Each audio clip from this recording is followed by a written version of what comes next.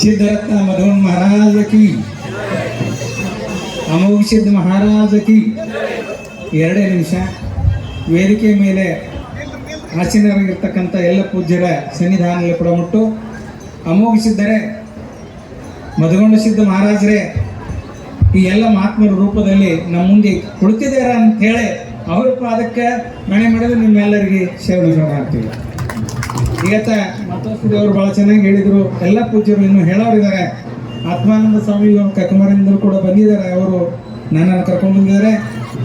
ಹೆಚ್ಚಿಗೆ ಏನು ಹೇಳಿದಾನೆ, ನಾವೆಲ್ಲರೂ ಗುರುವಿಗೆ ಶರಣಾಗತರಾಗಬೇಕು. ಗುರುವಿನ ಕೃಪೆ ಇದ್ದರೆ ಮಾತ್ರ ಈ ಜೀವನ ಸಾರ್ಥಕ ಆಗ್ತದೆ. ಗುರುವಿನ ಗುಲಾಮನಾಗುವ ತನಕ ದೊರೆಯುವುದನ್ನ ಮುಕುತಿ ಅಂತ ಹೇಳಿದ್ದಾರೆ. ಅಂತ ಗುರು ಯಾರು ಮಧುಗೊಂಡ ಮಹಾರಾಜರಾಗಿದ್ದರು. ಈಗ ಅವರ ಪ್ರತಿರೂಪರಾಗಿರ್ತಕ್ಕಂಥ ನಮ್ಮ ಅವಧೂತ್ ಸಿದ್ಧ ಮಹಾರಾಜರು, ನಮ್ಮ ಗಣಿಯ ಹೇಳ್ತಾ ಇದ್ದಾರೆ. ಅವಧೂತ್ ಸಿದ್ಧ ಮಹಾರಾಜರು ಅವರಲ್ಲೇ ಮಧುಗೊಂಡ ಮಹಾರಾಜರನ್ನು ಕಾಣಬೇಕು. ಈಗ ನಿಮ್ಮೆಲ್ಲರ ಹೃದಯದಲ್ಲಿ ಮಾತಾಜಿ ಹೇಳ್ದಂಗೆ ಮಧುಗೊಂಡ ಮಹಾರಾಜರು ಅಷ್ಟೇ ಅಲ್ಲ, ನಮ್ಮ ಗುರುದೇವರಾದ ಸಿದ್ದೇಶ್ವರಪ್ಪಗಳು ಕೂಡ ನಿಮ್ಮ ಹೃದಯದಲ್ಲಿ ನೆಲೆಸಿದ್ದಾರೆ ಅಂತ ನನಗನ್ನಿಸ್ತದೆ. ಪುಣ್ಯಾತ್ಮರೇ, ಇಷ್ಟೆಲ್ಲ ನೀವು ಸಂಖ್ಯೆಯಲ್ಲಿ ಬರಬೇಕಾದ್ರೆ ಸಾಮಾನ್ಯ ಅಲ್ಲ.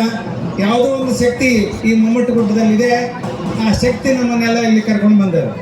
ಅದಕ್ಕಾಗಿ ಆ ಶಕ್ತಿಗೆ ನಾವು ತಲೆಬಾಗೋಣ. ಗುರು ಮತ್ತು ದೇವರು ಇಬ್ಬರು ಕೂಡ ನಮ್ಮ ಮನೆಗೆ ಬಂದರೆ ಯಾರಿಗೆ ನಮಸ್ಕಾರ ಮಾಡೋದು ಹೇಳ್ರಿ ನೋಡೋಣ. ನೀವು ಇಷ್ಟೆಲ್ಲ ಮಂದಿ ಕೊಡ್ತೀರಿ, ಅನುಭವಿಗಳು ಇಲ್ಲಿ ಜ್ಞಾನಿಗಳದಾರ, ಅವ್ರಿಗೆ ಗೊತ್ತೈತಿ. ಗುರು ಮತ್ತು ದೇವರು ಇಬ್ಬರು ಏಕಕಾಲಕ್ಕೆ ನಿಮ್ಮ ಹತ್ಯಾಕೆ ಬಂದ್ರೆ, ನಮ್ಮ ಹತ್ಯಾಕೆ ಬಂದ್ರೆ ಮೊದಲು ಯಾರಿಗೆ ನಮಸ್ಕಾರ ಮಾಡ್ತೀರಿ? ದೇವರಿಗೋ ಅಥವಾ ಏನು ಗುರುಗಳಿಗೋ? ಗುರುಗಳಿಗೆ ಮಾಡಬೇಕು. ಯಾಕಂದ್ರೆ ದೇವರನ್ನು ತೋರಿಸ್ಕೊಟ್ಟಂಥವ್ರೆ ಮಧುಗೊಂಡ ಮಹಾರಾಜರು. ಅದಕ್ಕೆ ಮೊದಲು ಮಧುಗೊಂಡ ಮಹಾರಾಜರಿಗೆ ನಮಸ್ಕಾರ. ಸದಲಘಾಟ್ ಕ್ಷೇತ್ರದಲ್ಲಿ ನಾನಿರ್ತೇನೆ, ಚಿಕ್ಕೋಡಿ. ಅಲ್ಲಿ ಮಧುಗೊಂಡ ಮಹಾರಾಜರು ಬಂದು ತಮ್ಮ ಡೊಳ್ಳಿನ ಪದಗಳನ್ನು ಹೇಳಿ, ಅನುಭವವನ್ನು ಹೇಳಿ ಆ ಭಾಗದಲ್ಲಿ ಜಾಗೃತಿ ಮಾಡಿದರು. ಇವತ್ತ ಅವ್ರ ಕ್ಷೇತ್ರದಲ್ಲೇ ಈಗ ನಮ್ಮ ಅವಧೂತ್ ಸಿದ್ಧ ಮಹಾರಾಜರಿದ್ದಾರೆ. ಅವರಿಂದ ಈ ಕಾರ್ಯ ಕ್ಷೇತ್ರ ಇನ್ನೂ ಅಭಿವೃದ್ಧಿ ಆಗಲಿ ಅಂತ ನಾವು ಹಾರೈಸೋಣ.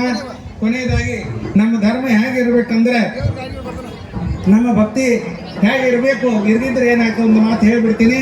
ನೀವೆಲ್ಲರೂ ಬಹುಶಃ ಶಾಲೆಯೊಳಗೆ ಹೋಗಿ ಬಂದವರಿದ್ದೀರಿ. ಸ್ವಲ್ಪ ಶಾಲೆಗೆ ಒಂದು ಲೆಕ್ಕ ಹೇಳ್ತಾರೆ. ಒಂದು ಬರಿ ಅದ್ರ ಮುಂದೆ ಒಂದು ಪೂಜೆ ಕೊಡು 10 ಆಯ್ತು ಅಂತಾರೆ. ಒಂದು ಬರಿ ಅದ್ರ ಮುಂದೆ 2 ಪೂಜೆ ಕೊಟ್ರೆ 100, 3 ಪೂಜೆ ಕೊಟ್ರೆ 1000, 4 ಪೂಜೆ ಕೊಟ್ರೆ 10,000, 5 ಪೂಜೆ ಕೊಟ್ರೆ ಲಕ್ಷ, ಹೀಗೆ ಕೋಟಿ ಬೆಳಕೋತ ಹೋಗ್ತದೆ. ಯಾವಾಗ 1 3 ಪೂಜೆ ಇಟ್ಟಾಗ ಆ ಒಂದು ತೆಗೆದು ಬರೀ ಪೂಜೆ ಇಟ್ಟಿರೋದಕ್ಕೆ ಏನು ಬೆಲೆ ರೀ? ಏನೂ ಬೆಲೆ ಇಲ್ಲ.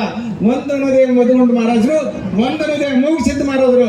ಅದನ್ನ ಹಿಡ್ಕೊಂಡು ನಾವು ಜೀವನದಲ್ಲಿ ಏನಾದ್ರೂ ಗಳಿಸಿದ್ರೆ ಅದಕ್ಕೆ ಬೆಲೆ, ಅದಕ್ಕೆ ಭಾಳ ಬೆಲೆ ಇದೆ.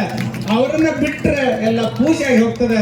ಅದಕ್ಕೆ ಆ ದೇವ್ರನ್ನ ಹಿಡ್ಕೊಂಡು, ನಾ ಗುರುವಿನ ಹಿಡ್ಕೊಂಡು ಈ ಜನ್ಮ ಸಾರ್ಥಕ ಮಾಡ್ಕೊಳ್ಳು ಅಂತ ಹೇಳಿ ಮತ್ತೊಮ್ಮೆ ಎಲ್ಲ ಪೂಜ್ಯರ ಚರಣಾರವಿಂದ ಅಲ್ಲಿ ಶರಣಿಸೋಣ.